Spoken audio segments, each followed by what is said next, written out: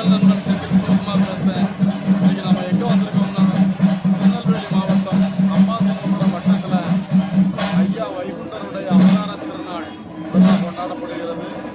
மிகச் சிறப்பாக இந்த பகுதியில் இருக்கக்கூடிய அத்தனை பதிகளிலிருந்தும் சம்பரம் இருக்குது. வாங்க நண்பர்களை போவோம்.